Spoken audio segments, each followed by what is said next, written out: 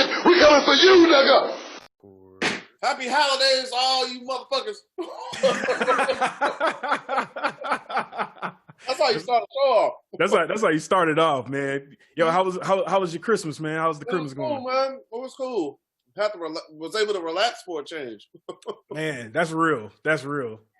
Times like that come few and far between, for real.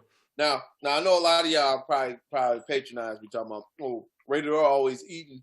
You always hear. Hold on, before I do that, let me get my real name off of here. I don't want you motherfuckers to know who the fuck I really am. And it's probably too late because you probably didn't record it and figured it out. I'm gonna blur that shit out because as far as y'all know, as far as y'all concerned, his name is. Yep, that's all you need to know. Yeah, man. Same thing over here, man. Got some little bit of relaxation in. Had to work today. That wasn't smart to not take, the time between Christmas and New Year's off work. But yeah, it's all good though. All good, man. All good. We recording a during the day edition of the We Coming For You cast. The day edition of the We Coming For You cast. Never been heard of, and probably will never happen again. At least not on a weekday. Usually, if it's on the weekend. It's a Monday afternoon. Yeah, we can't even watch Raw at the same time, right, as the show is going on. But hey, man, we do what we got to do. Are you really watching that shit, Raw? Are we really watching? It's bad.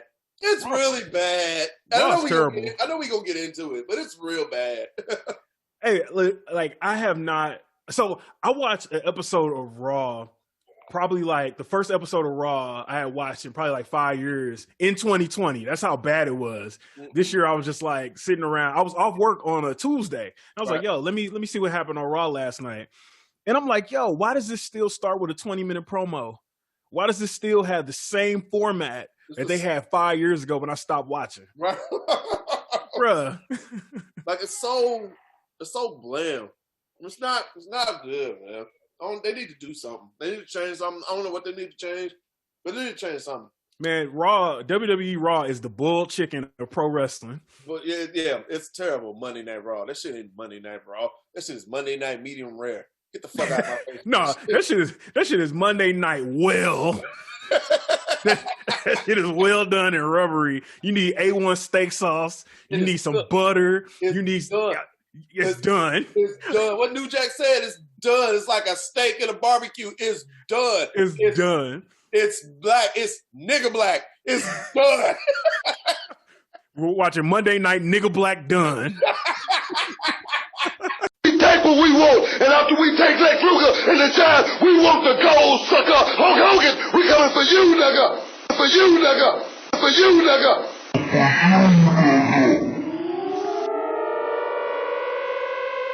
We take what we want. We the realest in the business.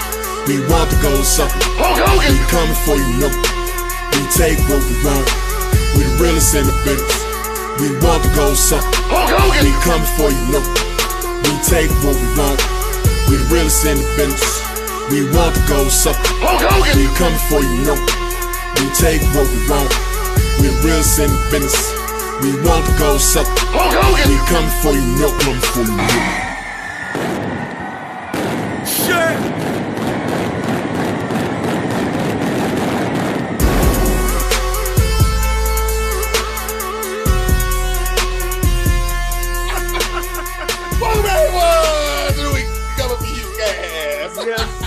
Yes, sir, man. We are back in the building for the last We Coming For You cast episode of this shitty ass year 2020, man. This fucking year, this year can kick fucking rocks. Fuck this year. But you know what? So this is the crazy thing. This is the crazy thing about the year, man. I was going through the archives because we have coming up later the inaugural, the first annual John Jones's Freedom Memorial Battle Royal of everybody who has messed up in the world of pro wrestling. It's coming, y'all. It's almost here. But I forgot about that. Listen, it's a doozy. But the one thing that I had to think about, just everybody for out there listening, man, while 2020 was crazy, this is the year that we actually got back to doing the podcast. That's fucked up. Yeah, it's kind of fucked up. As fucked up as this year was, And this has probably been the most consistent we've actually done. Not only are we doing a podcast, we got on a network. I don't know how we pull none of this off, but shout out to all y'all who be listening. Shout out to all y'all that be sharing it, all that, because man, listen. Dude, and we're on a network that we really don't have any business being on because they actually talk about real shit. And they're our crazy ass up there talking about pro wrestling. we ain't got no damn business on SOLC Network. Shout out to SOLC Network, man. Speaking of SOLC Network, man, so, I get, how when the Undertaker, they said the Undertaker used to come into the building and that chill would come in there, like it started getting, they would go to the thermostat in the arena and turn it down a little bit. It's cold, King. Well, we're getting a little bit of chill for that because we're gonna have a special guest from the SOLC Network coming up real soon. He told me he had to make an entrance. He's coming in like Stone Cold did when Mankind won the WWE Championship. Oh man, what's going on, y'all? This is episode 30. We Scottie Pippen? 33? It's 34. 34. Oh no, we Shaq. Yeah, we Shaq today. Ray Allen. Yes, sir. Hey, I am RVS. You can find me at French ISO 6. That's FRANCHICE06. And my partner right here is. If you don't know by now, you can find I am rated R. You can find me at the number 18 _R. That slapped the shit out you. He slapped the shit out you, then yelled in your face. Speaking of getting slapped the shit out, shout out to the motherfucker that slapped the shit out that motherfucker with that twisted T. Man, yeah, we got to get we have to have at least one wrestling adjacent thing that we talk about every episode.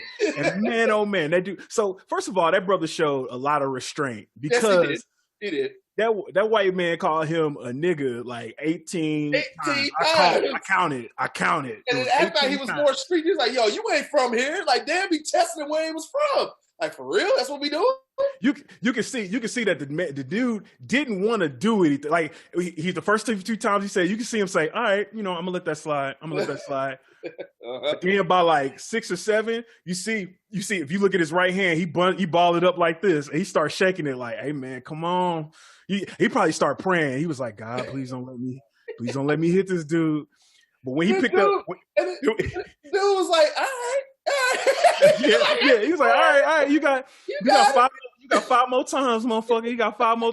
But when my man went to go pick up the twisted T upside down, when he grabbed the twisted T like this, that's when you knew something. Well, no, he grabbed it like this and then he flipped it. He grabbed it backwards and flipped it. He didn't. Yeah. All he had to do was grab it like this. He grabbed it backwards and flipped it. He dropped it in front of him, flipped it, and knocked his ass the fuck out with the twisted T. Jeez, that damn near make me want to buy Twisted Tea just for that fucking reason. I bet sales in Twisted Tea probably went up just a tad, just a little bit over the weekend. I think it did. For sure, in the black community, it for sure did. Like, that's what they need to do. If Twisted Tea really believes that Black Lives Matter, they need to create commercials that basically just like, yo, Twisted Tea, we beat racism. The time to strike is now. All right, man, we got to move on to the news, man. Like I keep saying this every other episode. We got to start out an episode with this. But this one is crazier. Losing Shad Gaspard, man, that was pretty crazy earlier this year too.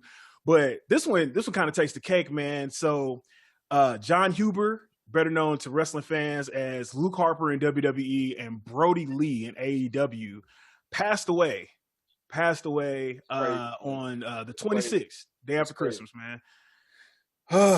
Bruh. So his wife said that he passed away from a non-COVID related lung issue. He was surrounded by family and friends, which kind of makes sense. He hadn't been on AEW since October. Right. So, it was kind of one of those things like, hey man, something like, I thought he was just hurt, you know what I'm saying? Like something was up, but I think he's going to die. Yeah, exactly. That's what I'm saying, right? Like, man, what you got on that? Man, it sucks, man. Like this year just sucks. I know it's non-COVID related, but we lost I mean, and then shout out to anybody who's lost someone that was important to them. Yep. Man, it's probably the most like death I've seen happen outside of what 9/11. Yeah, for sure. It's sad, man. Like I don't even want to use the phrase, well, if it's your time, it's your time. But it's just this year, it's just extensive circumstances with, you know, we had a global pandemic and you know, I mean, everything's getting tied to that, and it's just we're losing a lot of people, you know, and it's never fun to talk about death. So prayers out to, you know, to what's his name, John Huber, Brodie Lee. His family, yeah, people who have been associated with him for years. I think my fondest memory that I've had of him was I was actually at I think you might have been there too. I don't know. It was a house show WWE had, and this is when he was with the Wyatt family. But as you all know, in WWE shows, they get a little loose when it comes to the house shows. And let's just say he wasn't his character. He was more like himself. And the dude seemed like it was a really funny cat, though. I've never had a chance to meet him. Looks like he was a cool dude, had a family, man. It's sad. It's a sad situation. Yeah, man. You know, he was at a few of the Wale Manias too, man. So, you know, a lot of people, I think one of the biggest things about losses like this is that when you see the outpouring of respect for cats like him, where, you know, nobody had anything bad to say about it. Even people that was just like, yo, I ain't even know him that well. Right. They were just speaking to the fact that, like, for the short time they knew him, he was cracking jokes, he was making everybody feel welcome, and, you know, he was a good dude to his family. You know what I'm saying? So I mean, even so much so that even Jim Ross like paid a visit to his family and like, you know, chilled out with them like, you know, a couple days ago. So that shows you what type of real dude that he was. Also, man, like one of the things I was thinking about was just like, you know, just like the parallels with him and, you know, Bruiser Brody. You know what I'm saying? Like, of course, you know, Bruiser Brody was like totally different circumstances, but man, when you start thinking like, yo, they were around the same age when they both passed. You know what I'm saying? Bruiser Brody was 42. You know, Brodie Lee was only 41. And, you know, that's had plenty of life left. Exactly. So much time left. But the thing that people spoke to about both of them cats was just that, you know, outside of wrestling, outside of kayfabe, they were like the nicest guys. But then in kayfabe, they were just like the most vicious, all that. And at the end of the day, man, when we watch a pro wrestling, I think that's what we, you know, those are the things that we look at, man. We all know it's a work, but we want to suspend our disbelief. You know what I'm saying? We want to believe. And like, shout out to Brodie Lee for being one of those cats that made us believe. Like, if you didn't know none of that, I wouldn't, you know, I would have thought he would tear your head off, or, you know, he would try to, you know, to bring you in and invite you into his cult or something like that, man, you know. So shout out to that speaks to that brother's professionalism, and that speaks to the way that he was able to do his job, man. Shout out to him for sure. What do you think happens? And I mean, I don't even mean to talk about storylines. It don't matter. Do you think they're going to just drop the whole thing now? The whole Dark Order thing? Like, no. Like how, you know, when Vince was dead, they didn't. We know who we talk about passed, well, died, and then ended the storyline. Right. Did they end that whole storyline altogether? Nah, I don't think so, man. Like, as unfortunate as it is, that's definitely been one thing that I've been thinking about in kind of fantasy booking is I think that they have like an even like better storyline, a couple ways that they can go now, just from, you know, they literally lost their leader, you know what I'm saying? So it's like, you know, somebody on Reddit actually like fantasy booked it, like they had the whole thing with them trying to bring in Hangman Page.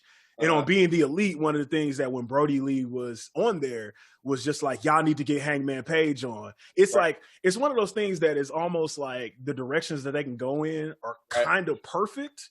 Like, it's eerie in a way where it's just like, yo, like I said, he hadn't been on AEW TV since October. So it totally lends itself to just like, yo, he can go this way. Or also there's one other person that, you know, just got released from WWE and his 90-day compete cause just ended.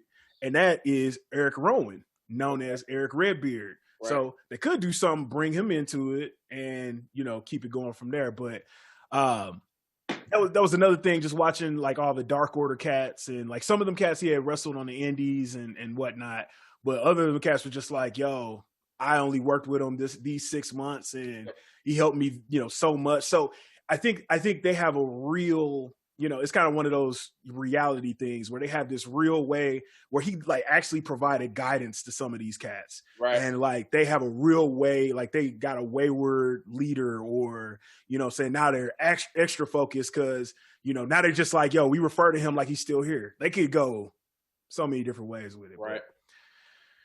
Yeah, it man, sucks, we'll see, man. We'll see. It sucks. There's nothing. It sucks, man. Yeah.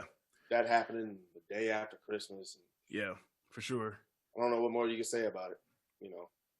Yeah, man. Prayers, thoughts and prayers go out to his family. Yeah. Like you said, all of the folks that he worked with, all of the boys, everybody, man.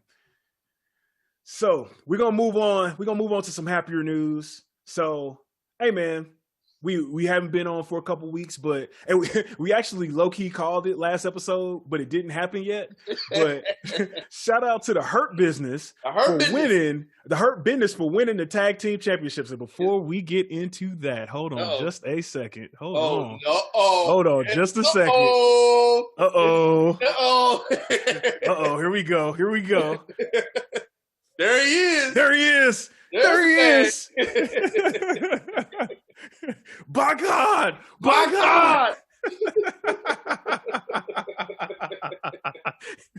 Matt, what's going on, man? What's up, fellas? What's the word? Nothing much, man. Your ears must have been burning because we were literally just talking about black people winning championships, and then here come your black ass. Well, I will say first of all, thanks for having me, and I would much rather have my ears be burning than anything else. So good to be here. That is for sure. So me and RVS was just talking, and we was like, for this year, for as crazy that it's been, we've been very consistent with this show. Mm-hmm. and as bad as this year again, it's like the positives has been in this show. And now it's like, damn, we got on a network. And now that we got on a network where our show has nothing to do with the content on this network. Wait. The comment was, we ain't got no damn business on this network. I don't know about that. Yeah, I don't know. I don't even know if we got any business being on this network. It's our network. So no, I think that I'm gonna disagree. I think that what y'all been doing and what y'all show fits like right in the pocket of what this network is. I mean, what is it? What exactly is it that we do? Would be the better question I would ask. But I think that we keep it as black as possible, and y'all definitely don't let it down on that tip. So no, I'm gonna object to that. Okay, all right, that's true, cool. Man. We appreciate that, man. So speaking of niggas, man, Hurt Business won the tag team championship at TLC, man. So there was actually a lot of gold winning with the Hurt Business. So Bobby Lashley, King of White Women, was already the United States champion. Which, wait a minute, of course. Before you get into this story, yes, the person in this chat is the originator of the gimmick of the King. I was sitting there eating a wing with even more. It was a potato skin that I was eating, a bacon wrapped cheese potato skin. When this man said, "You know what? Bobby Lashley is the King of White Women," and I was like, "This is the best storyline ever created." Yeah, give us a little bit of background on that, Matt. So I mean, for me, it all started with how Bobby Lashley kind of got that look like, I'd be like, man, I bet you that brother date hella white women. And you'd be like, why? Be like, but why not? Just look at him like, you know the vibe. You know the vibe when you look at a cat and you be like, man, I don't think he'd be over on the same yards as me too often. So, I mean, but then again, he did, used to be a Crystal Marshall. You know what I'm saying? I'm sure that the brother has definitely played both sides of the fence. But it just seems to me that he would be most likely of all the brothers that are on the WWE roster at that moment to be the one that could run away and be the King of White Women. Yes. So with that being said, you know, the thing about it is that I said, well, what would that look like in a WWE storyline? Like, how would we really truly declare him to be the king of white women? And for me, the whole idea of that goes into saying it's got to be as reverse offensive as every WWE storyline from the 90s. Yeah. 90s Yes, absolutely. So, essentially, I just set out to make him be Akeem the African Dream for white women. And with that whole thing is that it's got to come with an African American championship belt, so that we absolutely know that is that. And man, considering some of the championships we've seen, I mean, if we look back at it in history, European championship, African American championship. Yep. So it feels like it's overdue as is, and Bobby Lashley be the perfect person to hold that. So from that point on, what we ended up doing was just spending most of the show that we were there seeing, scripting out how the African American champion could step in and really have a place in WWE.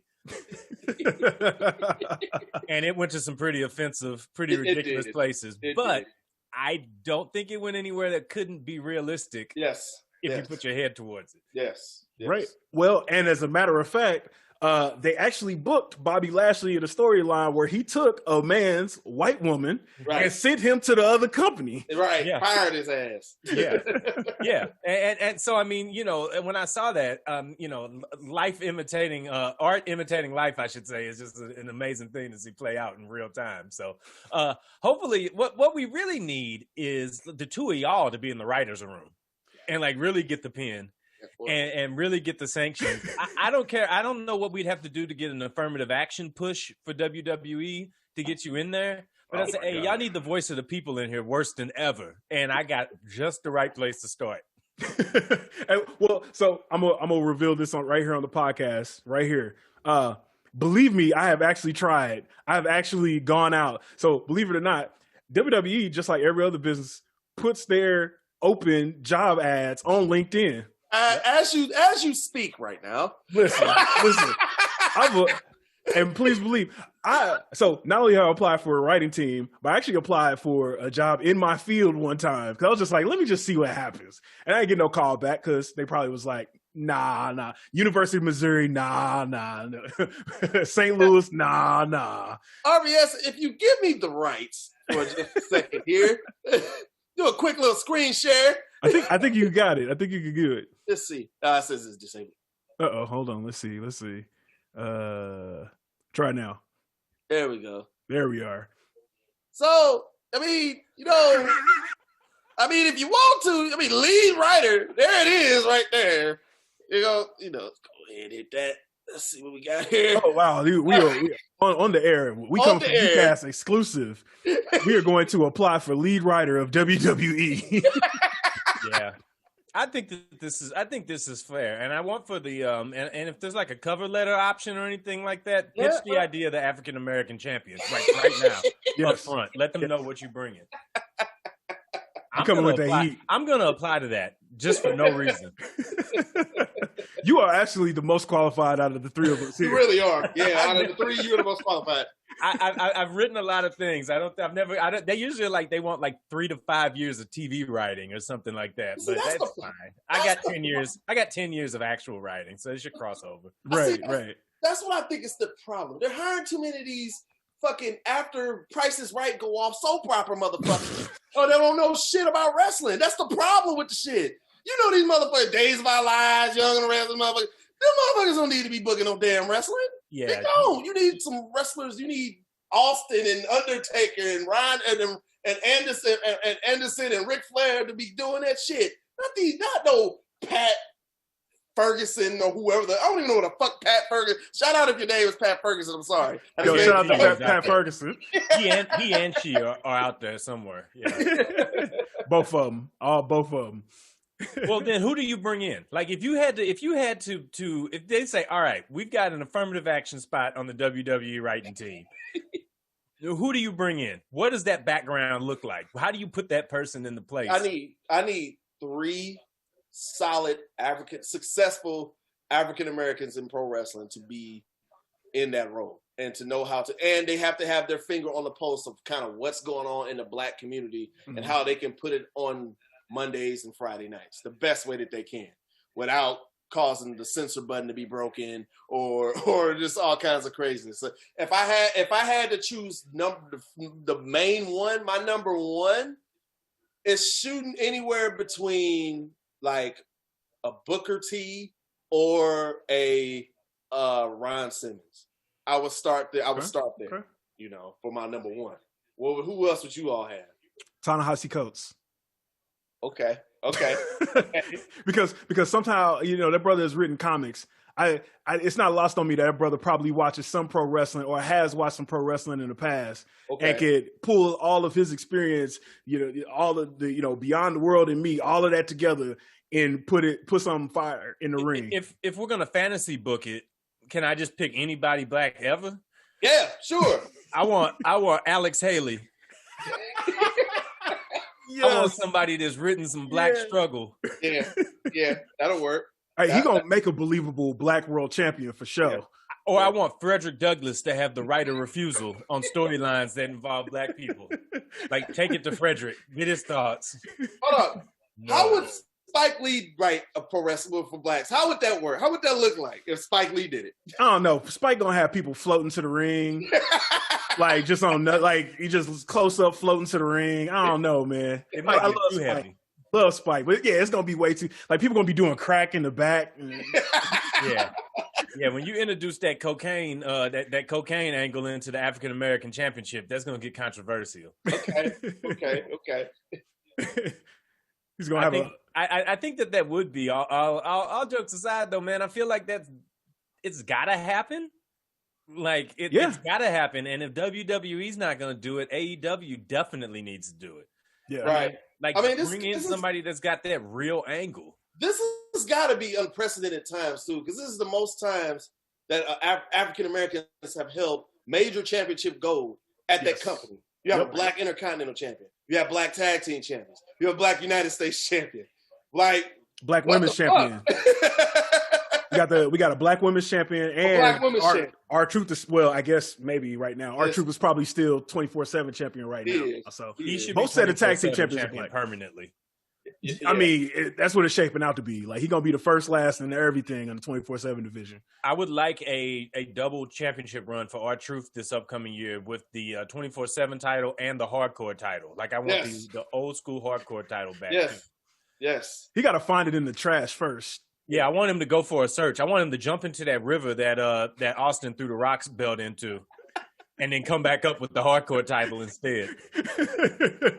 20 years after the fact. Right. Yeah, exactly. Like, I'd want to get offensive with that African American title if we brought that into the fold. Like, I don't want to put it on R-Truth. I want for it to be with, like, I want there to be, like, a whole, like, 4-year crossover where a white dude's the African American champion. And it feels like the last 4 years of being in America. Right, and it just pushes people to the edge. So that was actually going to be my next question. What heel white dude do you think would be able to carry the African American championship to solidify the belt for the next black person that win it? Like, who's going to make people hate him? Can we bring the big boss man back? I mean, he had a Confederate flag patch on his jacket. I mean, it's one of those things that, like, when you do that what's wrong with this picture next to that picture game at the bar. Like, if I go back and did like 80s and 90s WWE characters, that Confederate flag on that sleeve is going to be the first thing I'm going to circle and be like, this was not okay.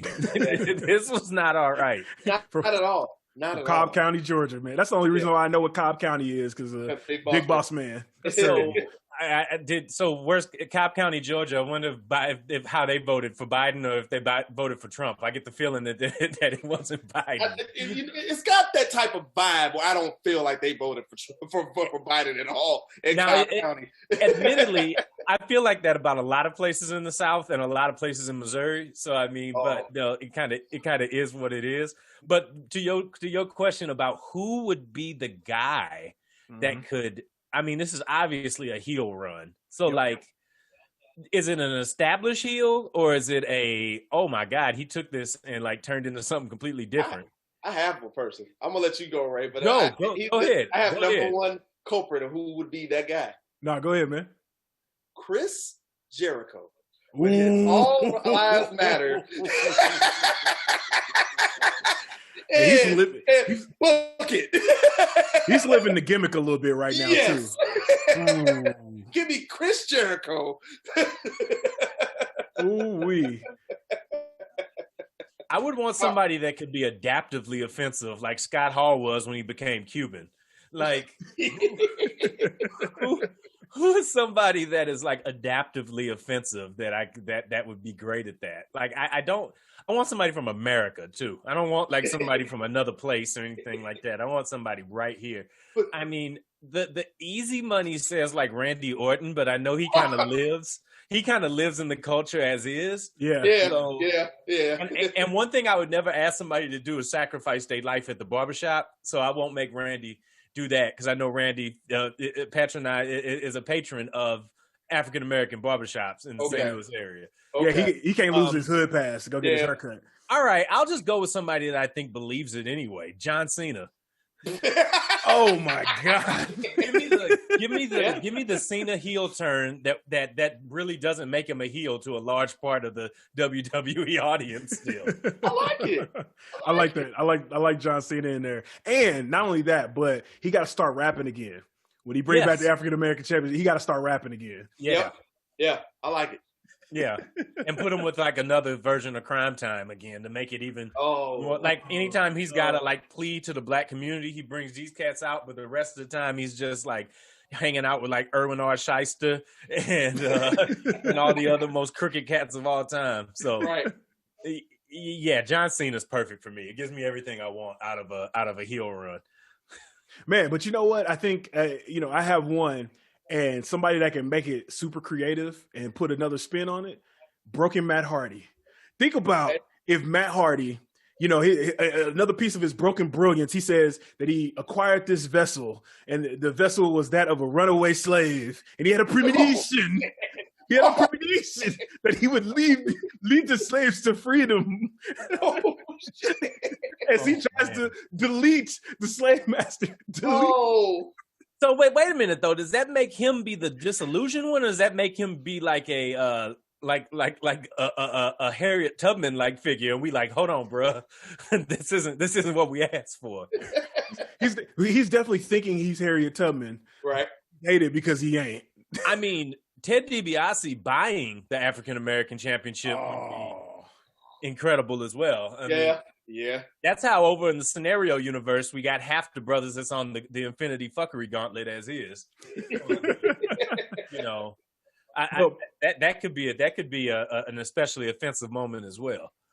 Put a pin in Ted DiBiase and people related to him as far as like fuckery and racism is, because we gonna get to that in the Battle Royal. And the person that should win the African American Championship, it should be MVP. As Kevin Samuels as his manager.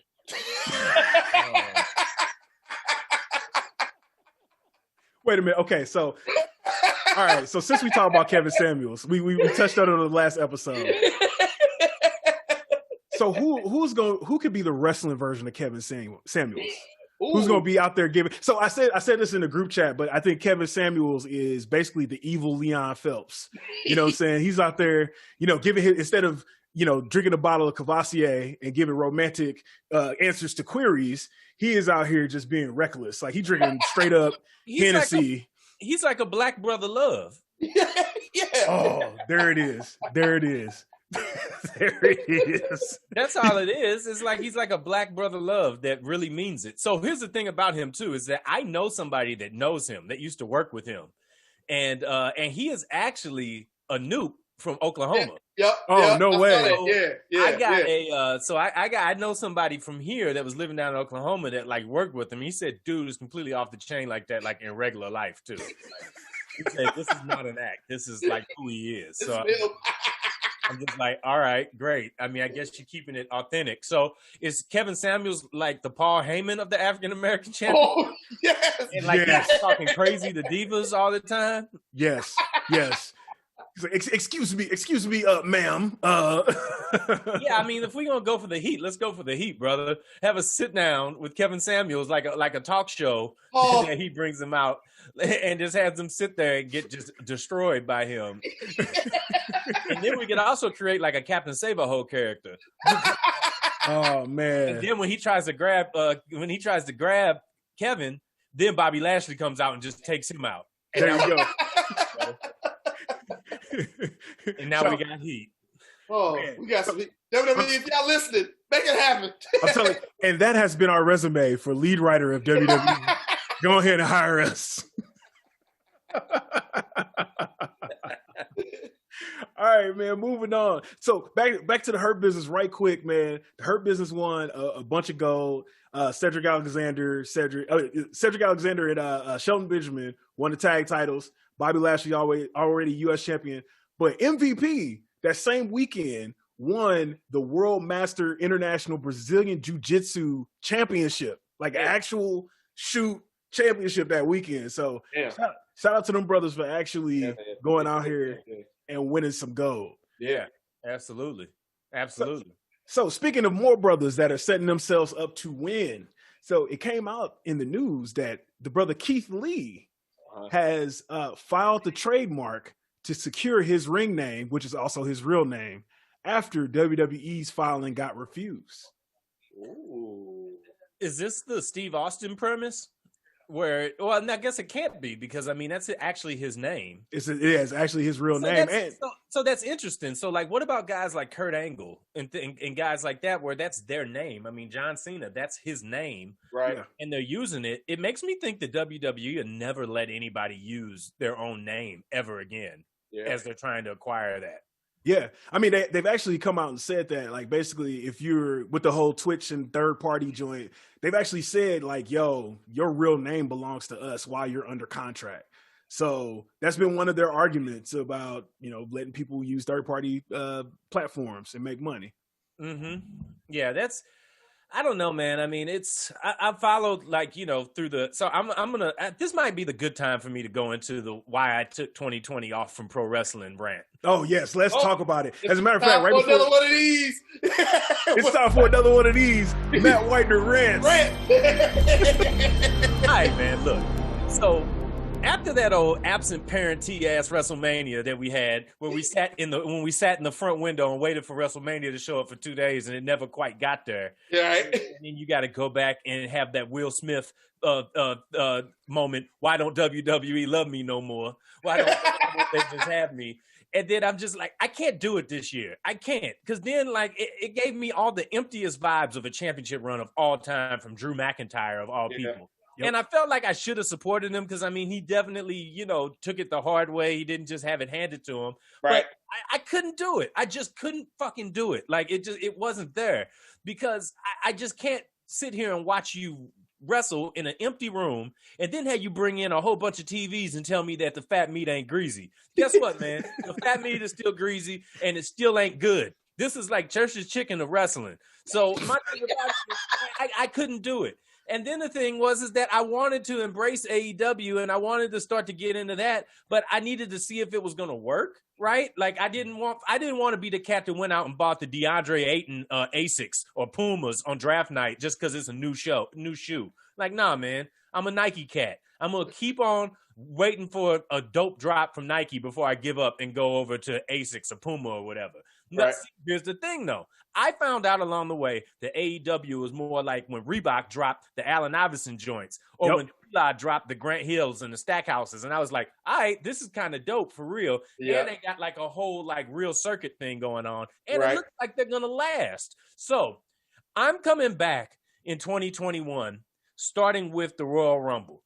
Okay. I'm going to watch the last 2 months of AEW that I can find on demand or whatever like that and get caught up so I can kind of know what's going on. Yep. But I'm only sticking around if a couple of things are met. I've got a list of demands that must be met for me to stick around because I don't have time to watch both. So it's going to be a battle through 2021 about who I'm going forward with long term. Mm-hmm. I look at it like I'm in Utah and I've got a pick of my own wives, and I'm going to pick which wife I'm going to move forward with going into the next year. Is that really the best scenario though? I don't know. Is anything that happens in Utah with black people really something that you want to move forward with? Remember, they just struck down slavery in November. Yeah. So, that's a real thing. And there's like, how many black people are on the Jazz right now? About 7.5 probably. Yes. So that's it. Yeah. So don't associate too much with Utah if you want to think about it being good for black people. Yeah. But here's the thing. I need a black world champion who is legitimately given a run. Not just, oh man, hey, look, it's nice. We gave Kofi Kingston, a little run. That's heartwarming until we give it back to Brock Lesnar. In 5 seconds. The minute that they announced that, I was just like, nah, dog. Nah, I can't. On Fox? On Fox. Really? Right. That's like losing the World Heavyweight Championship on Sunday Night Heat. That you only do that to black people. You wouldn't do that to anybody else to have that happen. That's true. At least give him the dignity of a John Cena SummerSlam ass whooping if you're going to take it off of him. At least let him get a real buy rate and get a real payday and a pay-per-view, but you couldn't even do that. So WWE is on really thin ice when it comes to racial matters with me. So I'm going to be watching them and see how it goes. And yeah, you're giving all of these belts to people, but it's like you can't give best actor to a black person until they getting slayed by a white dude. Shout out to Monsters Ball. It ain't right. It ain't right. Right. It ain't right how y'all do it. Or if they become a nigga, shout out to Denzel on Training Day. Exactly. He finally got his man. I was talking to my mom about this. Do you know that Will Smith still has not gotten an Oscar yet? and he's very deserving of one for two. One for Ali. Yeah. And for Concussion. And he didn't get. I don't even know if he was nominated for those two movies. And he should. I think Concussion ran out of steam. Concussion came out like at the wrong time. It came out like either too late or too early. I can't remember exactly when it came out, but I think it just kind of fell short of what of other movies coming behind it. Let's put it this way: what makes it sad? 3 6 Mafia has a goddamn Oscar and Will Smith doesn't. That's a problem. Shout out to Juicy J. Moments of blackness of all time too, and that is 3 6 Mafia winning an Academy Award is what the SOLC network, the backbone of it, is built on. That's the entire thing that we're here for, basically. There you go. But I want to see whichever promotion truly embraces the times. I think pro wrestling always is a dope mirror to show what's going on in the world if it really locks in and does it. But I don't feel like either one of them are succeeding at that right now.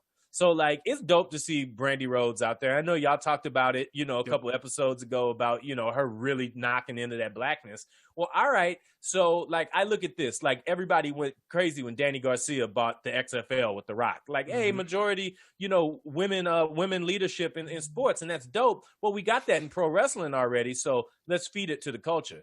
Right. AEW should take the lead in this. They should take the lead in it. However, if they don't, I look at it as a lost opportunity, and I stay a free agent. Yeah. So, okay, this is going to be ridiculous, but hear me out. All right. So, one company that is doing this is Impact Wrestling. Hear me out. Okay. I know it's ridiculous. Hear me out. So, they had their biggest show that they probably ever had, most Twitch watchers, biggest ratings that they had, the episode that Kenny Omega was on. But the main event of the show before Kenny Omega came out was the Impact World Champion Rich Swann versus Rich Swann and Willie Mack versus Moose and Chris Bay. Those are top 4 guys in the company and the top 2 championships in the company in the mix. Now, the reason why I say it's ridiculous because Impact is the one wrestling show that still operates with 0 fans. It's a like. I love it to death, but it's a hard watch. Like I'm talking about you hear cats breathing in the ring. You hear like when the air cut on in the background. Like that's how quiet it is on Impact. But they are at least trying to do it for the culture. So I'm gonna say this hypothesis and let me know if it'll satisfy the criteria. I think that AEW is going to try to ride the coattails of what Impact is doing for the culture. Mm-hmm. And because they're doing their whole crossover thing right now, you're going to get a Rich Swann versus Kenny Omega, flat out. Now, we probably know Kenny Omega is going to win that shit. But if he doesn't, now you've elevated a black dude who's a world champion of another company and got more eyes on it, man. What y'all think about that? I totally agree with that. I mean, with Kenny Omega right now being the quote unquote Thanos of pro wrestling, trying to go get all the straps, get all the Infinity Stones. I like it, and I mean that's a rub that Rich Swann could definitely use, and Impact in general. Like, I mean, I'm digging the fact that both of those companies are actually coming together. Because RVS, I talk to you about this all the time. I contribute pro wrestling as the tobacco business. It's declining every year. You're getting less people watching, less people smoking, less people watching every year. And what they do, their companies come together, and they're coming together for a common cause. I don't see nothing wrong with pro wrestling all coming together, because at the end of the day, you want to make money. That's gonna be the best way to do it. Those are dream matches that you can finally get. These are rubs for stars who in the pro wrestling industry drastically needs stars. There's no stars in pro wrestling, but outside of people know The Rock, but The Rock doesn't wrestle. People know Cena. Cena's taking a part-time seat. There's no one. Roman Reigns is on the way if they don't fuck it up. You know what I'm saying? But besides that, there's no mainstream star in wrestling, and they got an opportunity to make one. That'll be interesting. It'll be interesting to see if a mainstream star in wrestling can be made and not be attached to the WWE, though. Because for a lot of people, the WWE is Coca-Cola when it comes to pro wrestling. When they talk about wrestling, they're really just talking about WWE. Yep. Right. So I agree. Create a star without that, because let's even just go back in time a little bit. Ric Flair was a star, but he was never Hulk Hogan. That's true. You know what I mean? That's like right. Sting was a star, but he wasn't even the Undertaker. You know, it just wasn't. We haven't had any other promotion show that it's got the teeth yet to create a superstar. Right. AEW's got a chance to do this, and I'm about to lean deep into my sports background now. AEW has a chance to be the ABA to the WWE's NBA. Mm-hmm. Okay. Now, what they could do is Kenny Omega could become Dr. J, and become a breakout star that's that's not attached to what you have traditionally associated that sport with or that event with. But here's the kicker, though: can they sustain it long enough in order to make him be that huge star? And does Kenny Omega have the requisite star power to cross over into other areas to become that star? That's what nobody else has ever done in wrestling that WWE has done. Right. Exactly. And I think that for Kenny Omega, like he has the wrestling on lock. Mm-hmm. You know what I'm saying? He has, the best bout machine, 6 stars, all that good stuff. And he has the gaming world on lock, right? As far as like crossover movies, TV show, I can't really see that for Kenny Omega. So, but because gaming is where it is right now, he has the opportunity, and the AEW has the opportunity to kind of move, to be on the bleeding edge of this whole like the pro gaming circuit and all that, basically to market themselves in that space, because a lot of people just like games and they like watching people play games. So if he can move over into that and be that star, that's their lane. It's wide open. It'd be interesting to see. And this, I know that you guys are going to do the Royal Rumble, but I had a couple of questions that people have fed to me that I feel like this conversation kind of falls into. Yeah, absolutely. So, let's go. And so here's an interesting thing, a conversation I had a little while back with a guy I know about how he said that Bret Hart was always better than Shawn Michaels. And I said, well, all right. I said, it depends on how you're grading that. Mm-hmm. So what I'm gonna ask y'all is in that regard. Number one, I'd love to hear your takes on that question about if Bret Hart ever was better than Shawn Michaels and what better means. But then number two is that they both were superstars of a starless time in wrestling, at least in the WWE. That's true. How would you compare the championship runs of Hitman and Michaels, which came in, which were basically the bridge between Hogan and Austin? that, how would you compare that to what we're asking to happen right now? I think they were both like the apexes of their eras. And so when I say that, like Bret Hart was at the cusp, his star power was at the cusp of the new generation, and then Attitude Era was right there. And he was kind of at that point where it was time for him to do some type of change in his character. But before Attitude Era, that new generation era, it was Bret Hart. Bret Hart was the guy. Mm-hmm. And then Michaels, when the whole, it almost seemed like the Montreal Screwjob is, to me, like the passing of the torch of who's the guy of that era. Then it passed over to Shawn. This is a tough question.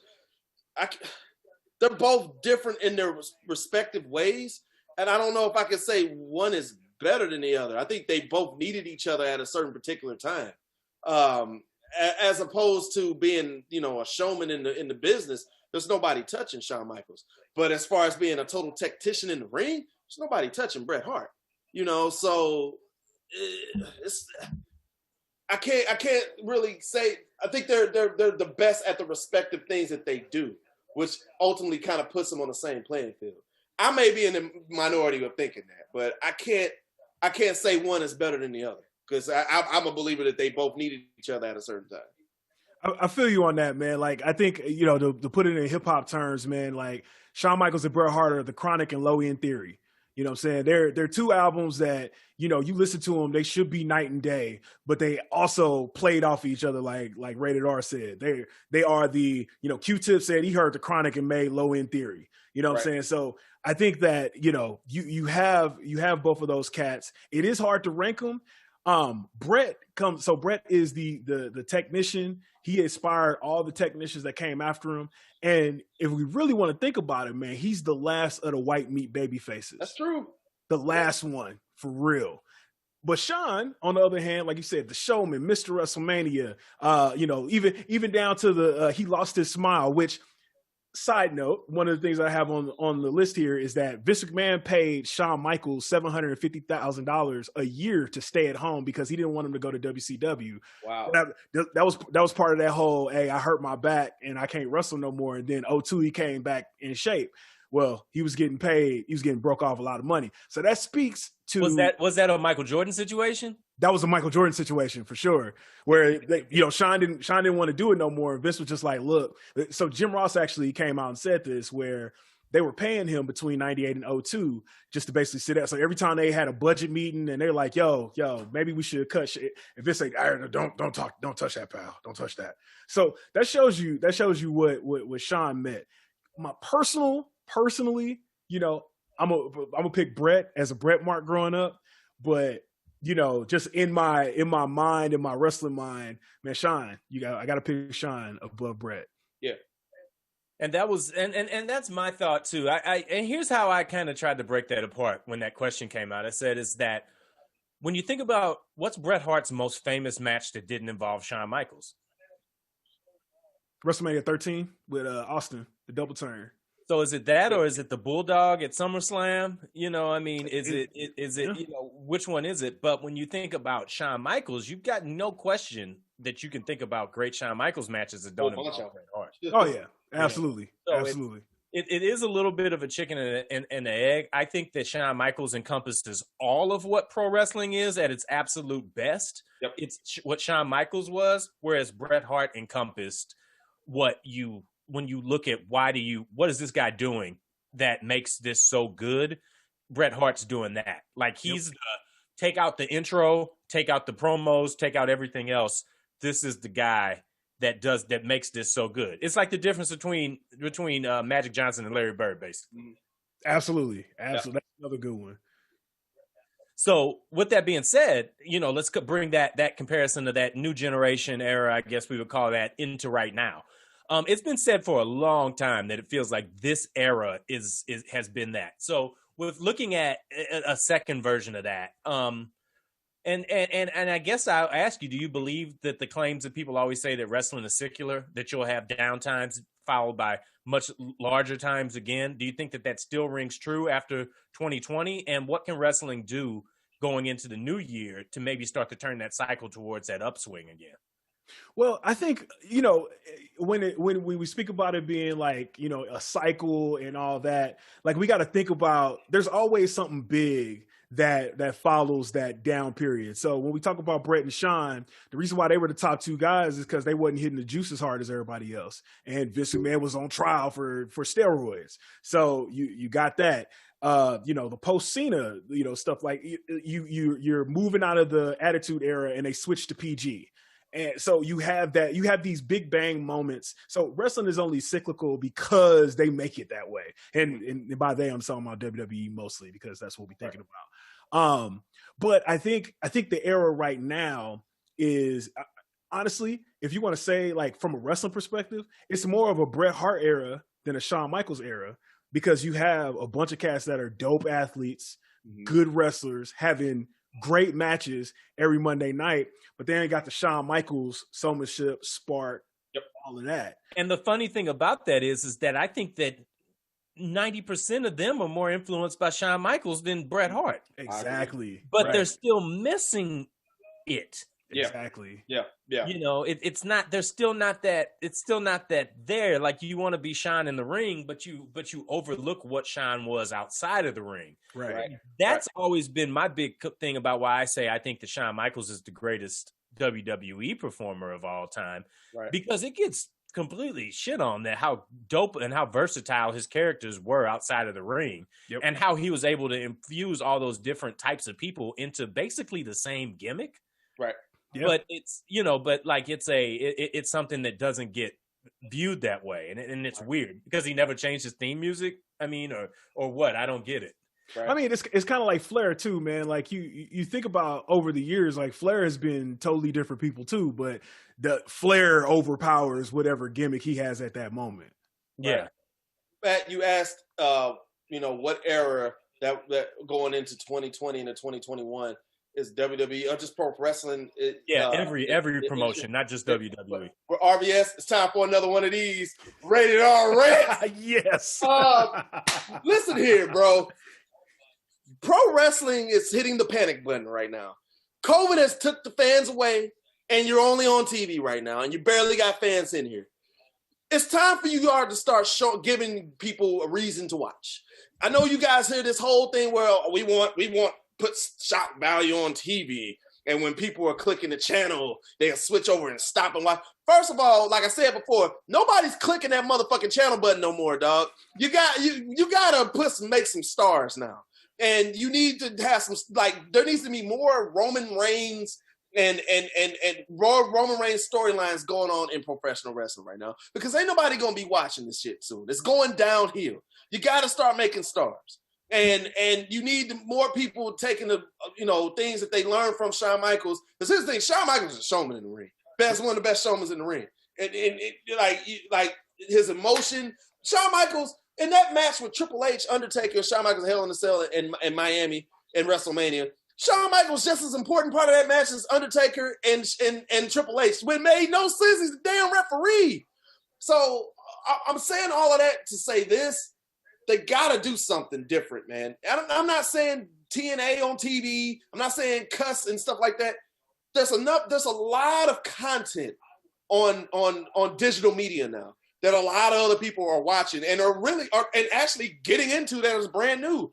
Yo, if those damn medias can do that and those content providers can provide that, why can't pro wrestling do that? Like I feel like sometimes they go too serious with the comedy act and stuff like that. Bro, this is it's supposed to be a sports entertainment simulated fight. There ain't nothing funny about a goddamn fight. It's real simple. If like UFC can box and can make better story build-ups than professional wrestling, something's wrong. Well, yeah, I think that goes back to what we were talking about. Again, we coming from UCAS, applying for head writer of WWE.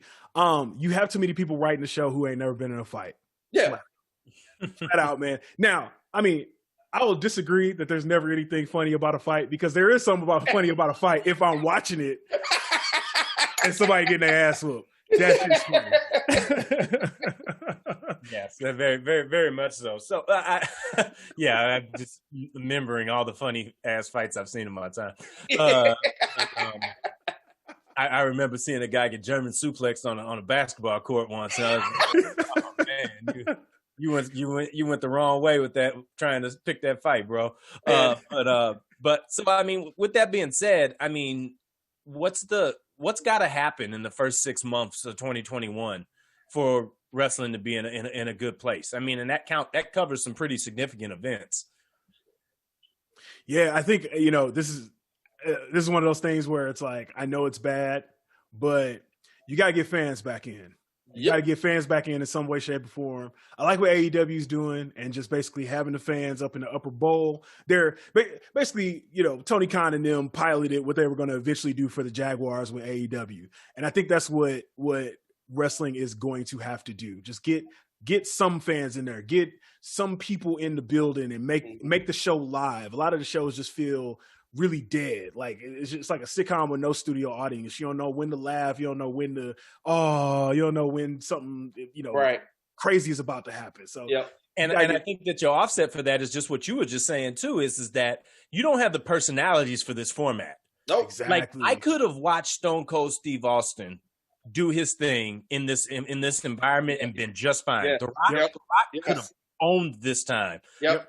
Roddy Piper, any of these guys could have done it, but it also goes back to a little bit of the structure too. And this is something that a lot of the guys have thrown out. These guys don't know how to go off the cuff because they've never had to do it. Too many things are just built up for people just to do exactly what they're told. Right. And there's no place for that. You need freestyle. I looked at it, go to the World of Sports again. I said, man, something's wrong with the Rams. Like they should be better than this, but their quarterback doesn't know how to call an audible. So he just doesn't. So Jared Goff isn't good. He's only as good as the person giving him the plays. Right. And the people that are giving him the plays are limited by how good he isn't. So this is a secular problem. And I see the same things happen in wrestling right now, where the people that are drawing up the plays are limited by the people that are running them, and they're not that good either. So both sides are kind of hamstrung by each other. They got to figure out a way. This is the perfect time right now to break from the norm and do something that you've never seen before. There you go. Because if you're losing money, do something to make it back. Yep. Right. Yep. That's what I totally 100% agree with that. Get some shock value. I hate to say it, Sting showing up on AEW, that was shock value. I know he's 60-something years old, but that was, wait a minute. That was, let me turn the channel and switch over and see what the hell Sting is doing right now. But I need more moments like that. I know we live in this whole internet age where it's pretty damn hard to keep a secret. I didn't know nothing about that shit. And I'm pretty sure a lot of people didn't. But you got to start doing that with your newer guys and build some new stars, because you can only rely on Austin. You can only rely on Undertaker. You can only rely on Cena, Edge, all these old heads for so long. You shouldn't be relying on them at this point. It's Exactly. It's ridiculous. Dude, I wonder how much of the WWE network is those guys versus the new guys, and what are the I would love to see the watch stat versus the old stuff versus the new stuff. And I guarantee you'll see a big curve in it, and that's not good. It's not good. What was the biggest drawing card on the WWE network this year? The life and times of the Undertaker. They spent 30 whole days talking about the Undertaker. Yeah, and that's nothing to take away from the Undertaker, who I think is without a doubt a top 7 guy that they've ever had. Right. That's a conversation for another episode. Yeah, but I mean, come on, man. Like, there's not even a draw to make me think that it would be anything else close to saying that, that something right now is even anywhere close to the Undertaker. Like, let's put that into comparison. That would be like Ken Griffey Jr. being the most popular player in baseball right now. Yes, right, absolutely. Right. like that's insane to think that would be the case. But here we are, and there's some parallels between baseball and wrestling, where the good old days were a lot better than the days right now. But at the end of the day, they still try to push the guys they've got now, as opposed to just continuing to force Tony Gwynn and Frank Thomas and guys like that onto you You know, they might not. The guys you got right now might not be as exciting as some of the guys you had back then, but at least you're putting your guys ahead. Right. And boy, I mean, wrestling needs to take a page from the NBA at least and start to really put some of the guys they've got out there to be the next stars, because it ain't there right now. And I think the AEW, while I think the competition is great, but I think we're not going to truly reap the benefits of what AEW can become across the full spectrum of wrestling until somebody decides to say, fuck it, I'm stepping out. And it's going to have to be WWE, because that's how it went last time, right? WWE ran the same playbook. WCW switched it up. And then when WWE said, all right, fine, we're going to do something completely different, then wrestling became arguably the best it's ever been. Right. Yep. But Matt, let me ask you this. Do you think, and I'd ask RVS this, we talk about this quite a bit. Do you think that it is the talent that's in WWE that's afraid to take that leap? Or do you think that the talent is getting handcuffed by the writers and the powers that be in WWE? Both. Which one do you think it is? Both. I think that it's more the writers and the structure holding them back in WWE. But I also think that this is a whole generation of wrestlers that they've developed now that don't know how to. Yep. Okay. Right. You know, imagine if Drew McIntyre decided to go on AEW, cut his own promos, say he's the real world champion like Ric Flair in 1991. I'm the real world champion. Imagine that. Yep. Wow. Yep. Do you trust that Drew McIntyre can make that be everything it should be? From what we've seen, no. Right. I'm not talking, and I'm not. And see, and this is the mess. This is the thing I'm conflicted with. I don't necessarily think it's him not able to execute a great promo.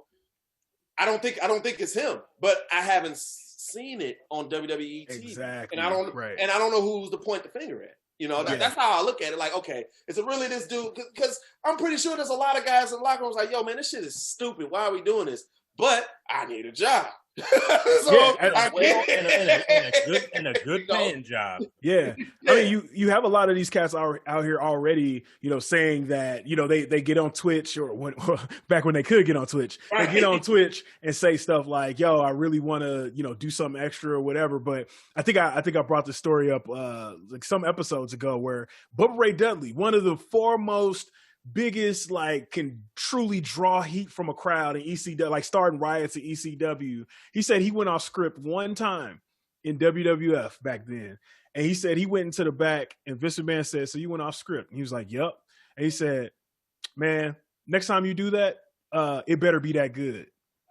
And he's like, and I never went off script again because that was too much pressure. Wow. And I think that Vince, I mean, at the end of the day, it's Vince. It's Vince's show. What Vince says goes. If a lot of these cats are going out there and they do something extra and Vince is putting the full court press on them like that. So it's also the flip side of that is that Vince wants cats to stand up to him. So, you know, you got to find, you know, Austin, Rock, Piper, Flair, Shawn, Bret, like all of these cats are cats that had the stones to stand up to Vince in his face and say, we're going to do our own thing. Cats aren't like that right now. But also all of those cats are guys that had done their own thing before they got there. Exactly. Now all you're doing is just bringing people up through NXT who've never had to do it. Right. They've never had to go and get a gym together and tell somebody that's at a fucking high school in a college gymnasium, you know, that's got 100 people watching their match why they need to be excited about them. It's always been built for them.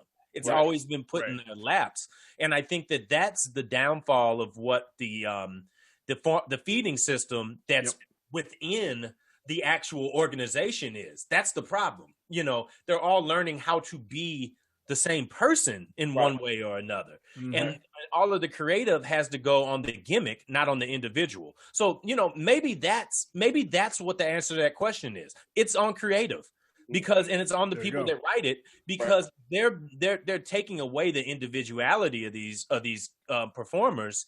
And really the only place they get to express themselves is in the ring. Mm-hmm. But even that is more about who can be the most exciting and not who's going to put together the best match, because what that's meant has changed too. Exactly. Like Rated R said, all that flipping and flopping and running and diving. All that flipping and flopping and dodging and dipping in the corkscrew DDTs through the tail, top rope suplex shit. Stop, you know how I feel. You motherfuckers stop doing that shit and give us some stories. What else we talking about? Well, so unless Matt, you got any more questions? No. Okay, I've got a tablet of questions that I've compiled going through the interwebs, but I can bring them back for segments as relevant. So yes, sir. We got to do that. So I think it is about that time.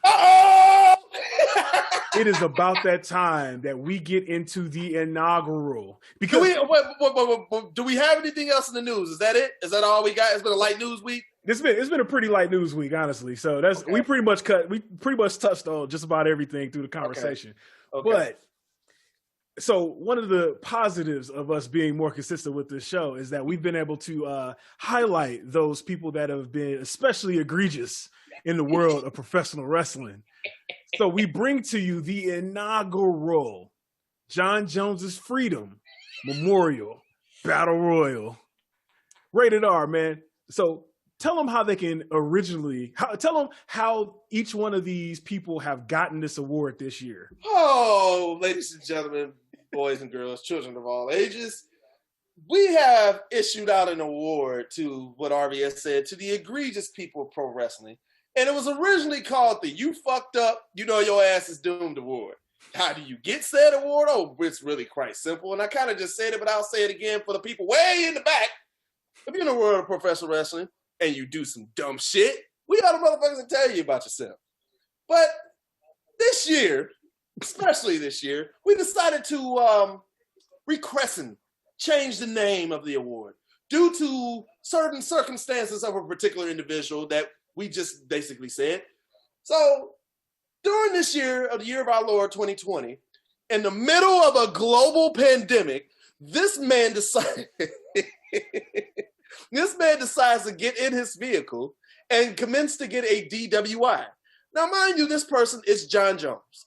And he doesn't know how to stay at home, and he just wants to do whatever the fuck he wants to do. So he feels that, if I'm going to get drunk, get a DWI, I'm going to do it. But why? It's a pandemic. Stay at your ass at home. Is he Dwayne Haskins' daddy? He might be. Yeah, he might be. So we decided to rename the award from the You Fucked Up, You Know Your Ass Is Doomed to the Jon Jones's Memorial Freedom Award. But wait. There's more. There's more to this award. This award has plenty of lore to it, I'll tell you what. So, in the realm of boxing, there's a particular boxer. His name is Adrian Broner. And at the time that he was going to fight Manny Pacquiao, he said, and I quote, "Y'all motherfuckers think I'm going to lose to Manny Pacquiao. I'm about to beat his motherfucking ass on God and them. And I don't know who in them is." Well, apparently when you put stuff on God and them, you're supposed to complete what you did, but this motherfucker clearly did not do it. So the companion award to the Jon Jones Memorial Freedom Award is the On God Them Award, presented by Nate Robinson.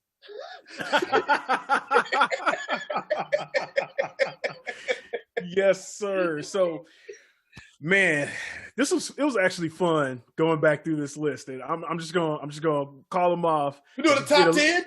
Top 10? No. I'm calling out all of them, and we got to pick one. Oh, you got them all? I got them all. We got to pick one person who fucked up the most in a fucked up year, 2020. This is a good one. This is a good one. Let's go. We're gonna start it out. The first episode we did way back in January 2020. So, first, the recipient of the award this year was Tessa Blanchard. Tessa Blanchard, WWE and wrestling legend, Hall of Famer, Tully Blanchard's daughter. So she got outed for being racist. I forgot about that. I know you forgot about it. I forgot about it too. But she got outed as being racist, which is bad enough. But her real reason why she's deserving of this award is that she got outed as selling dookie tapes. She got caught making audio cassettes of her dookying and selling them to fans.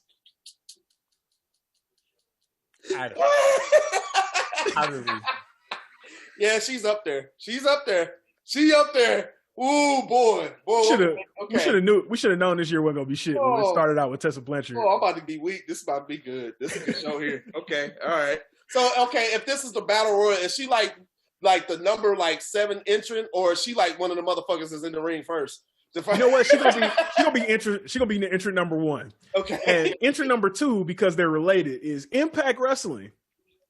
Because that's right.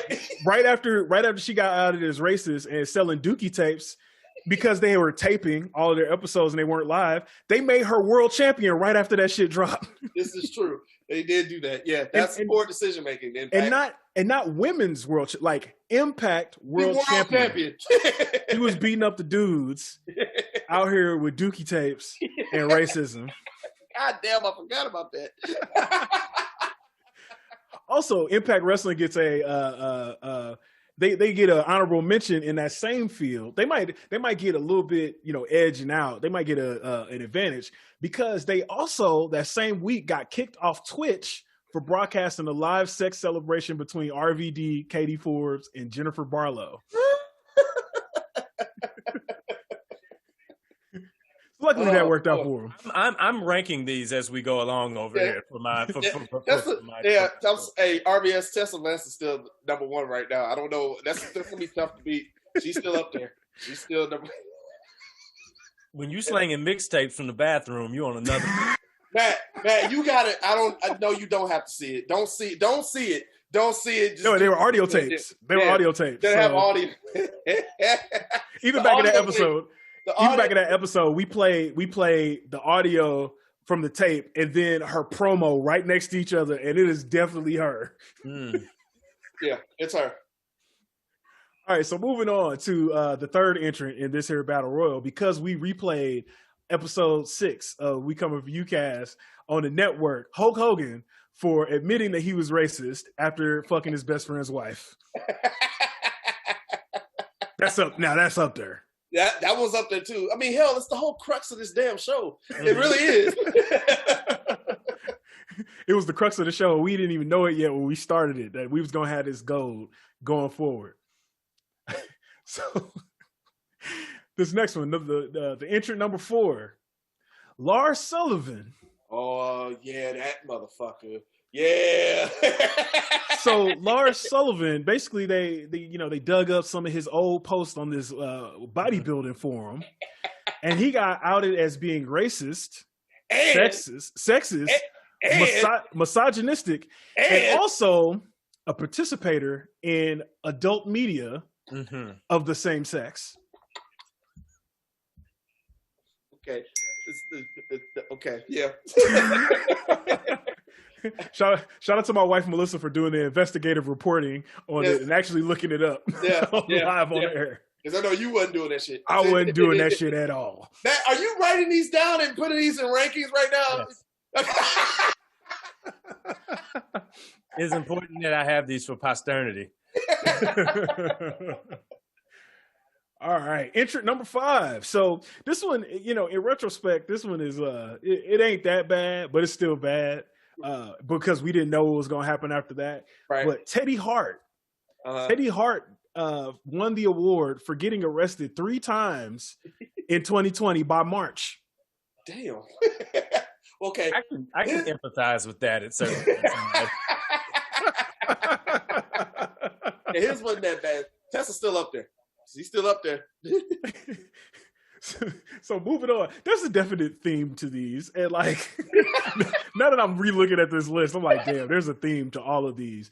So number 6 is Velveteen Dream for sending nudes to minors. Ooh. I don't even think we need to repeat what the fuck this. We know what this motherfucker did. He fucked up. Oh, he did that shit. He did that shit. Guilty as fuck. Yeah, man. Yeah, okay. All right, Tessa, you got a friend up there. All right. We got number 7. So Combat Zone Wrestling, they won the award for re-releasing their all-women pay-per-views with softcore porn titles like Top Heavy and Tough, All Assets Revealed, and Hot and Sweaty Combat.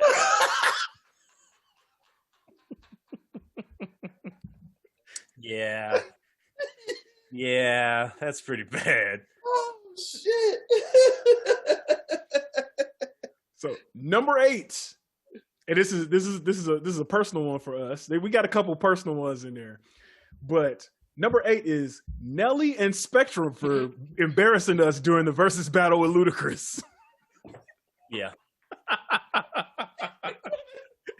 Yeah, that's in there. Yeah, we gave him the award for that. If that versus was a pay-per-view in history, which one would it be? ECW December to Dismember. I was gonna say NWO Sold Out. Ooh, that's a good one. That's a good one. NWO Sold Out. Yeah, that was a bad one. Oh my gosh. Oh, that was a shit show. And I'm not talking about the pay-per-view. I ain't talking about Tessa Blanchard either. Shout out to Ricochet, who used to date her. Moving on to number 9, Florida Man. So Florida Man won an award this year.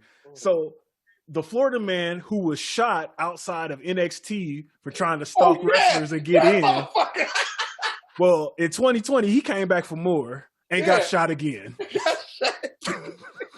They had to shoot his ass again. Wait a minute. So is he a recipient for the On God Name Award because he came and did something? He gets the posthumous. Now he didn't die, but he gets the posthumous On God Name Award because he did what he did before the On God Name Award was a thing. Yeah. Yes. Got to backtrack. He gonna get that one in the mail. He gonna get it late. Okay. It ain't because UPS late on everything. It's like when you go in the Hall of Fame after you died. Yep, exactly. And you had all this time to go in while you were alive, and they just didn't want to put you in there. It's like if a hotel did a brand new policy with rewards points, and they say, "Oh, you forgot to give you these rewards because you've been an outstanding member." Well, yeah, Florida Man, since we now have these extra reward points, you get them. Here you go. I'm actually trying to pull off a scheme like this with GameStop right now. So I'll let you know how this works out. All right, so moving on to number 10, we have Zack Ryder, LJN, and a butt-naked Miss Elizabeth doll. Oh, shit. And also the dude, I'm assuming it was a dude, who paid $45,000 for this butt-naked MJN Miss Elizabeth doll. And the doll was in detail. It had the nipples and everything. That's what I heard. It had everything. The doll was anatomically correct for some strange reason. Oh, God. Oh, man, I'm not going to be able to make it to this episode. This is all this shit. $45,000. So both, we gave Zack Ryder and the motherfucker who bought the shit. Yep. Both of the awards. Okay. And LJN for making it. If they still a company, they get one too. Okay, so that was a triple double there. Okay, all right. Number 11, all the wrestlers that were sexually assaulting people and got outed in the Speak Out campaign. Oh, shit. There was a lot of people. There's a lot of wrestlers that you don't hear about no more right now. It ain't because of the Rona. It's because they got their name put out there for that. I remember this. Oh man, who was it? That was what's his name? Wasn't that Rich Swann? No, Rich Swann. That was something else. So Rich Swann. That was last year. Yeah, that was last year. Yeah, that was he got in a fight with his ex-girlfriend or something like that. Okay. Right. That's when he got fired from WWE. But yeah, it was a bunch of people. Marty Scurll, Joey Ryan. There were a couple of the cats that they were the main ones I'm talking about. Like they were hot and heavy on the indies. You saw them everywhere. Yep. You don't see them cats no more, dog. You don't see them no more. They gotta be that gift where dude disappear. He dropped that deuce.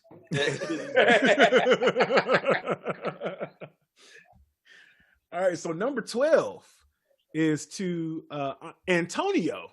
So this dude named Antonio for trying. Is that like a man named Steen? Something like that. So Antonio got the award for trying to shoot his shot at Alexa Bliss on Cameo. and her turning him down on her cameo, on the cameo she sent him back. Wait, all right, now walk me through this. Yes. So Alexa Bliss, you know, they basically, when you go on Cameo, they post, you know, cameos that they send to people, that the celebrities send to people or whatever. So there was one where apparently, you know, Alexa Bliss gets on there, is like, hey, Antonio, you know, how you doing? You know, I just wanted to send this cameo out to you. Hope you're doing well. And also, no, I actually have a boyfriend, so no, you can't get my number, but hopefully you can find somebody that's for you. Ugh. Yeah. A mass social media curve? Yeah. What did you expect her to do? Like, all right, this is a time out. Because this is something that I've had to discuss at length on Scenario before. What are you doing in these social media comments, y'all? Like, what are you trying to accomplish here? Oh, no, Why are man. you, at any point in life, if you want to find the absolute bottoms of desperation, Right. go on any chick verified on Instagram's comments. True. You will see levels of desperation that you just didn't even know were possible. It's bad. It's bad. It's real bad. Like you a dude jumped over the Ferrari. Oh my God. It's that type of desperation where Yeah, like you're just like, what are you trying to do here? Oh my God, you really did it and left it out there. Yeah, it's, you know, some of those things, they happen, and I think this had to work at some point, because why are you doing it if it's never worked? Right. Like, are you just that much of a glutton for like punishment? another wrestler that he did this to and he actually worked? Yeah, like he probably sent the video to Nikki Cross, and she was like, you know what? Come on through. He might have sent it to Lars Sullivan. Oh, shout out, going back to that award, shout out to Triple H, who he didn't get the award for this because it's hilarious, but he messed up. He wasn't logged into his burner account on Twitter like he thought he was. Right. And he liked the tweet from that Lars Sullivan situation that was like Lars' best match, and it was a screen cap from the video. Right. Hey, I'm still here. All right. So let's see here. We got number 13. So this was early. It was early in the Rona. And shout out to brother Akbar X, because he was here for this.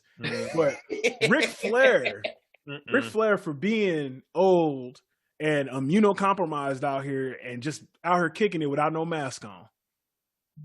Yeah, if anybody was going to do that, though, and still make it, there's two people alive, Ric Flair and Keith Richards. Yeah, actually, they lived the gimmick, brother. You can't be mad at them for that. So, number 14. So, this one crossed over. This was actually an On God Nem award. Yes! This is actually an On God Nem award. So, he gets a special honorable place, this surprise entrant into the Rumble, if you will. So, this goes out to the dude who tried to kill Sonya Deville. Or tried to kidnap Sonya Deville. Yeah. And basically AJ Styles came out and said he better be glad Sonya Deville wasn't at home, because she would have killed him. She would have whooped his ass. AJ all but implied that she would have beat his ass, and she got them yoppers. So shout out to the dude who got arrested with duct tape, rope, and I think he had some. What did he have? I can't remember what chemical he had, but he had some chemical. Did he have the Quick Trip kidnapping kit? The Quick Trip kidnapping kit. You know that if you go into Quick Trip and you go over to the area where they sell like automotive stuff, like overall and shit, your oil and like your antifreeze and stuff, they got gloves, they got rope, they got scissors.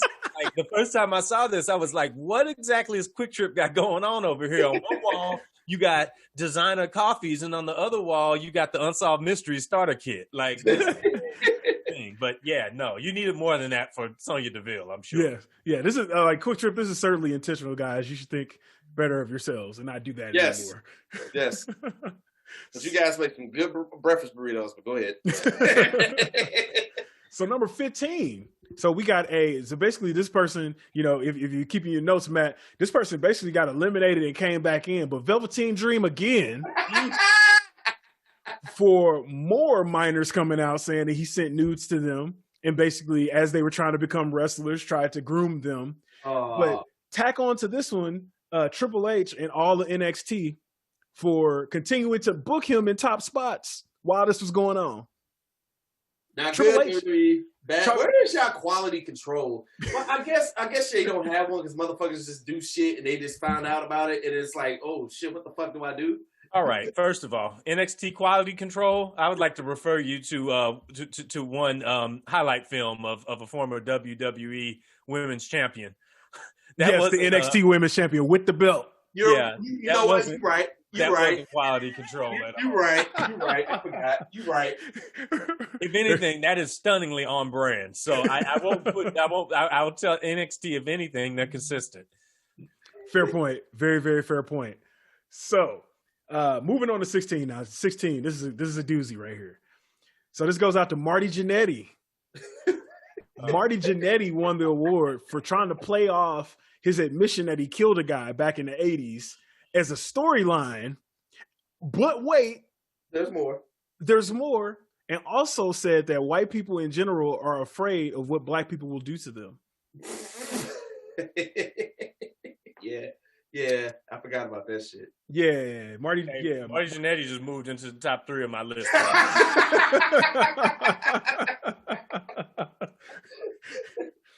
So, and this one might get up in that top 5 actually. So number 17, Ryback for tweeting that the world would be a better place if Dave Meltzer was 6 feet under. Dog. No, Ryback. No, you can't say that. No, you can't. Number 18, and this is going to hurt all of us, but we gave the award to the St. Louis Cardinals for getting knocked out the playoffs. Yeah, we did. Yeah. Hey, Matt, put that one up there, man. Put that one up there, man. Because the inevitable was coming. I was surprised it went 3 games, but I know that it happened like in real time for y'all during the show. Yeah. The show was on, so we couldn't ignore it. You know, we're not WWE. We talk about current events out here. Okay. Number 19, we got Alberto Del Rio for getting arrested for kidnapping and sexual assault. So I'll say this. He actually the charges have been dropped. I was going to say that. The charges got dropped from that one. The charges have been dropped. But Alberto, man, chill the hell out, man, with these.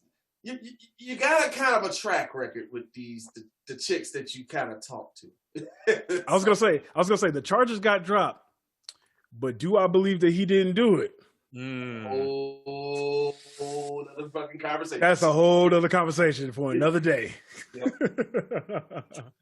So number 20, we got Braun Strowman for posting a picture on Instagram of his progress with his abs and forgetting to crop his syringe out of the picture.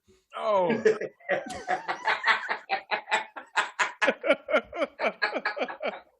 We know you're on the gas, man, but make sure that it's like tight and wide, man. Just maybe he's a diabetic. That's right. We said it might have been his diabetes.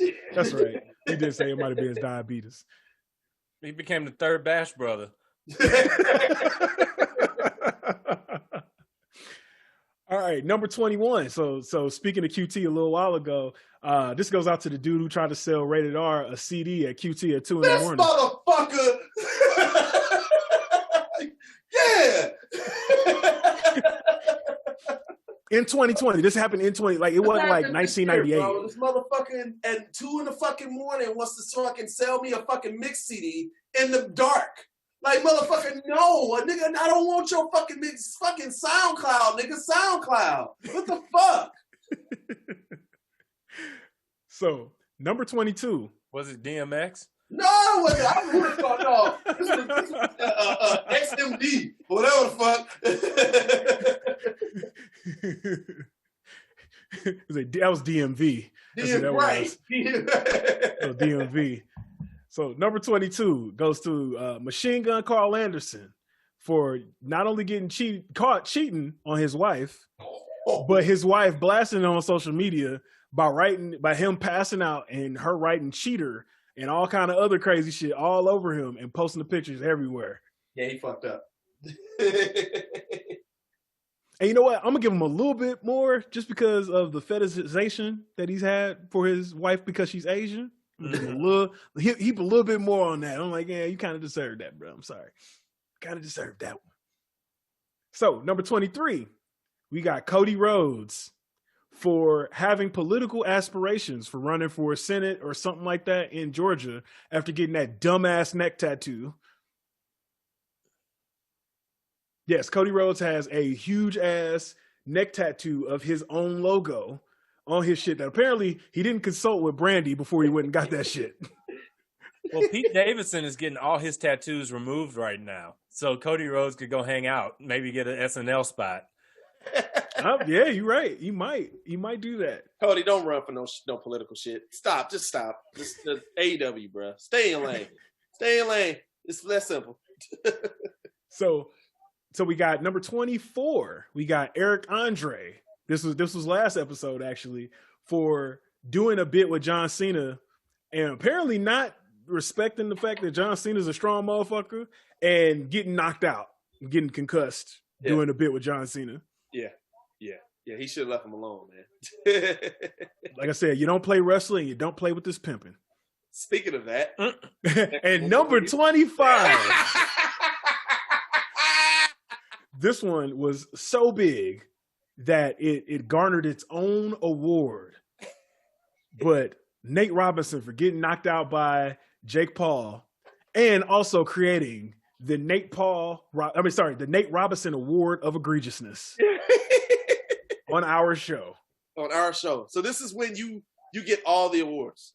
You get all the awards. You get all of them. It's like an EGOT. Yeah. Yes, it is the EGOT. As in, he got fucked up. Yeah. So after all of those, Ooh. I know y'all been keeping some good notes, but in y'all opinion, who deserves to be the winner of the John Jones's Freedom Memorial Battle Royal 2020? Matt, you got it written down, man. I'm gonna go with what you. I'll go in reverse from number 5 for me here. Okay. Number 5 is the $45,000 Miss Elizabeth doll. Lost your mind. Yeah, that's just egregious. Number 4, Florida man gets shot twice because it's incredibly on brand. Number 1, and it's therefore instantly believable. But the cause is, that it's undefeated that that's what the cause is. Right. Number 3, Nate Robinson gets flatlined in sweeps award season. Flatline. My wife literally thought he died. She was like, "Why are we still watching this? Turn this off. We just watched the dude die on television." Right. Me having seen the Pacquiao fight, I was just like, "Oh, this is familiar," but yeah, he's just planking. That's all. Number 2, Marty Jannetty keeps it real, son. Maybe a little bit too real. Way too. When keeping it real goes wrong. Because he almost sent himself to jail. Yeah. And number 1 is the Tessa Blanchard Dookie tape. That's got to be number 1. That's got to be number 1. Tessa Blanchard, you are the recipient of the John Jones Memorial Battle Royal Award. You have taken the cake for the entire year of fucking 2020. And here's the thing. Goes along with what you just did.